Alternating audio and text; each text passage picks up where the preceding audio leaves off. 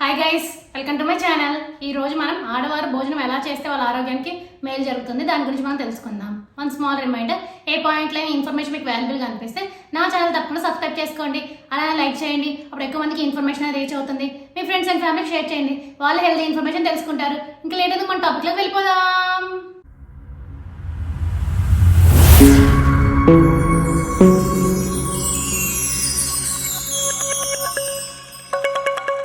ఇంట్లో అందరి అవసరాలు తీరుస్తూ సమయానికి ఆహారం అందించే మహిళలు తమ గురించి మాత్రం పట్టించుకోరు.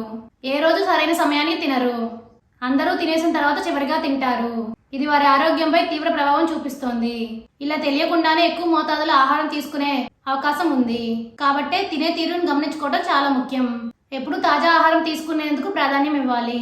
నిల్వ ఉన్న ఆహారాన్ని వీలైనంత వరకు తగ్గించుకోవడం చాలా మంచిది. ఇంట్లో ఉండే ఆడవారైనా ఉద్యోగానికి వెళ్లే మహిళలైనా తినడానికి పక్కన పెట్టేస్తారు. వేళ దాటాక తింటే ఆహారం జీర్ణ వ్యవస్థపై ప్రభావం చూపుతుంది. అల్పాహారం తీసుకోవడం కుదరకపోతే పండ్లు, గుడ్లు, నట్స్ వంటివి ఆహారంగా తీసుకోవాలి. అలాగే హడావిడిగా తినకుండా ప్రశాంతంగా తినాలి. అప్పుడే పోషకాలు ఒంటికి అందుతాయి. మరి కొందరు అన్ని పనులు అయ్యాక తినచ్చులే అని అనుకుంటుంటారు. రిలాక్స్ అవుతూ టీవీ చూస్తున్న, ఫోన్ మాట్లాడుతూనే తింటారు. ఇలా కూడా తినకూడదని నిపుణులు వెల్లడిస్తున్నారు.